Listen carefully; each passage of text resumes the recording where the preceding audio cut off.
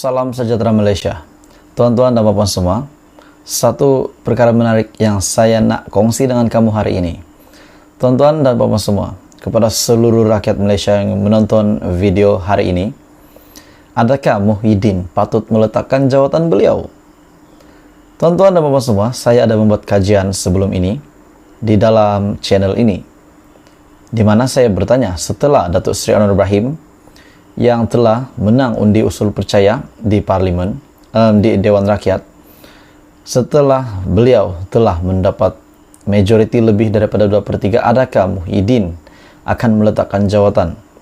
Dan mengejutkan tuan-tuan dan puan-puan semua, di dalam kajian saya ini banyak yang menyokong Muhyiddin untuk meletakkan jawatan. Jadi saya berpikir, adakah patut Muhyiddin meletakkan jawatan? Hari ini satu lagi berita yang mengejutkan, di mana saya boleh kata ini juga mungkin adalah pemecatan kepada Muhyiddin Yassin. Dan berita buruk untuk Muhyiddin Yassin mungkin menyakitkan hati beliau juga, dan juga kepada penyokong-penyokong Muhyiddin Yassin. Tapi sebelum saya meneruskan info menarik hari ini, isu hangat pada hari ini, saya meminta jasa baik kamu untuk membantu channel ini, kembangkan lagi channel ini dengan tekan butang subscribe, like dan juga share video ini. Hari ini rasmi diumumkan oleh Perdana Menteri satu lagi kejutan besar untuk Perikatan Nasional, untuk pemimpin-pemimpin di dalam Perikatan Nasional. Seperti yang kita tahu, pada era COVID-19, pada pandemik dahulu, di mana 2 tahun rakyat tersiksa dengan PKP ataupun banyak yang tertangguh. Kita tahu ada Majlis Pemulihan Negara yang dilancarkan dan pengurusinya adalah Muhyiddin Yassin sendiri. Dan pada ketika itu, semasa beliau meletakkan jawatan pun beliau masih menjadi pengurusi MPN pada ketika itu. Hari ini satu kenyataan daripada Perdana Menteri kita yang hebat. Kata Datuk Seri Anwar Ibrahim menerusi satu kenyataan daripada Astro Awani, Majlis Pemulihan Negara dibatalkan. Setelah saya membaca berita ini, saya meneliti berita ini, adakah ini boleh kita samakan dengan Muhyiddin dipecat?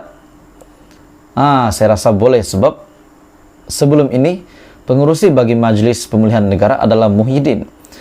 Dan pada hari ini beliau bukan lagi sebahagian daripada kerajaan, bahkan beliau adalah pembangkang. Parti Perikatan Nasional adalah pembangkang hari ini. Majlis Pemulihan Negara dibatalkan. Kenyataan daripada Perdana Menteri. MPN yang dipengerusikan bekas Perdana Menteri Tan Sri Muhyiddin Yassin telah ditamatkan, kata Datuk Seri Anwar Ibrahim.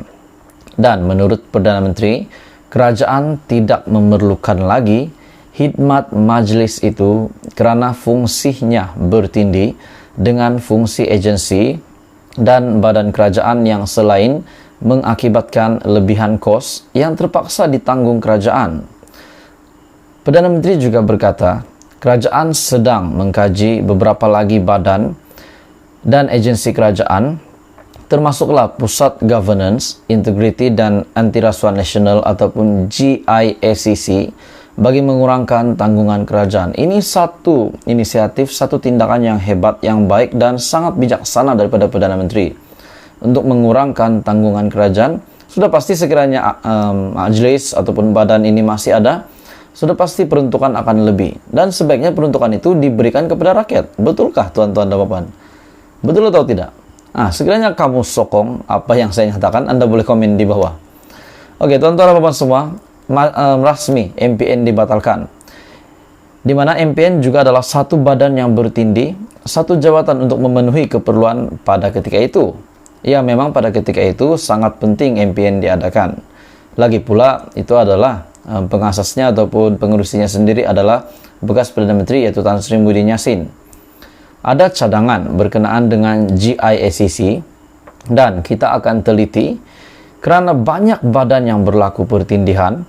Kalau bidang itu boleh dikendalikan SPRM atau PDRM, itu kita nak kurangkan, kerana setiap agensi bertindih akan mempunyai kos. Yang penting, dalam Pusat Governance ataupun GIACC itu, prinsip diterima, tapi tak terlalu banyak seperti mana saya lakukan dengan Ketua Setiausaha Negara menurut Perdana Menteri. Malah tugas Perdana Menteri pun banyak saya lepaskan supaya dipertanggungjawabkan kepada timbalan-timbalan Perdana Menteri, tapi kalau boleh digabungkan lebih elok menurut Perdana Menteri. Oke, tuan-tuan dan puan semua, jadi apa komen Anda? Adakah kita boleh ikhtiarkan ataupun iktiraf berita hari ini bahwa Muhyiddin Yassin dipecat oleh Perdana Menteri? Rasanya boleh juga kot. Tapi apa pandangan Anda, tuan-tuan dan puan? Tapi memang sudah rasmi Majelis Pemulihan Negara dibatalkan, pengumuman daripada Perdana Menteri sendiri. Salam sejahtera Malaysia. Hai semua, apa kabar? Tuan-tuan dan puan semua, kita digembarkan dengan satu lagi isu baru-baru ini yang dinyatakan, yang dikeluarkan daripada mulut Hadi Awang sendiri, Presiden PAS, dan juga sebagai timbalan pengurusi Perikatan Nasional. Siapa tidak kenal Hadi Awang? Satu lagi kenyataan beliau yang sangat mengejutkan. Pada PR15 pun kita teringat juga, di mana kenyataan daripada PAS, sesiapa yang tidak mengundi akan masuk ke api neraka, kalau saya tak silap. Tetapi bunyinya begitu. Sekiranya saya silap, saya mohon Anda betulkan saya di ruangan komen. Tetapi memang ada berita berkenaan itu. Tetapi akhirnya Muhyiddin Yassin tampil meminta maaf berkenaan dengan perkara itu. Dan hari ini pula, setelah PR15, Hadi Awang sendiri membuat satu kenyataan berkenaan dengan dosa jemaah haji. Akhirnya seorang pemimpin telah membuat satu kenyataan mengejutkan Hadi selepas Hadi membuat kenyataan ini. Dan pemimpin ini sangat ternama dan juga bekas pemimpin dalam PAS sendiri. Tuan-tuan dan puan semua, baiklah, sebelum saya teruskan, saya meminta kerjasama kamu untuk tekan butang subscribe, bantu saya untuk kembangkan lagi channel ini. Hari ini, daripada Malaysia Kini, berikutan kenyataan daripada Hadi Awang, dosa jemaah haji. Akhirnya Khairuddin bersuara dan mempertikai cara Hadi keluar hukum. Pandangan Abdul Hadi Awang berkaitan dosa jemaah haji dan umrah yang tidak mengundi perlu diperhalusi menurut bekas Setiausaha Majlis Syura PAS Khairuddin Aman Razali. Khairuddin berkata, tindakan Presiden PAS mengkiaskan perkara itu dengan tindakan lari daripada medan perang adalah istinbat ataupun mengeluarkan hukum yang tersasar dan sangat tidak halus menurut Khairuddin. Apakah ia bermaksud mereka yang tidak mengundi dalam PRU yang lalu adalah berdosa besar dan lebih jauh lagi mengundi parti lain sehinggalah terbentuk kerajaan baru sekarang di peringkat persekutuan, bermaksud kuasa Islam telah jatuh, atau dengan maksud hanya mengundi parti tertentu saja barulah dikira mengundi untuk kuasa Islam, soalnya bekas pensyarah pengajian Islam itu. Justru, kata Khairuddin, fatwa itu perlu diperhalusi kerana kesannya besar pada umat Islam. Hadi dalam surat terbuka kepada jemaah haji dan juga umrah yang tidak mengundi mengingatkan golongan itu kepada dosa besar akibat perbuatan itu, yaitu tidak mengundi. Dakwanya ketika 98% bukan Islam dari seluruh pelosok dunia dikerah pula menyokong DAP, hanya 60% orang Islam keluar mengundi walaupun alasannya kerana haji dan umrah. Hadi berkata mereka dibimbangi melakukan dosa besar kerana melanggar perintah Tuhan dan mengkiaskan perkara itu dengan hadis yang bermaksud berundur ketika musuh marah menentang Islam. Tidak jelas bagaimana Hadi memperoleh angka peratusan yang disebutnya itu. Dia juga tidak menghuraikan lanjut dalam tulisan panjang lebarnya.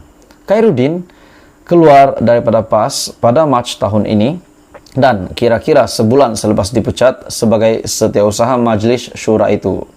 Tindakan itu dilihat susulan kecenderungannya ke arah kerjasama PAS UMNO ketika parti itu berminat bersama bersatu. Dia juga bertanding untuk mempertahankan kerusinya di Kuala Nerus sebagai calon BN tetapi gagal.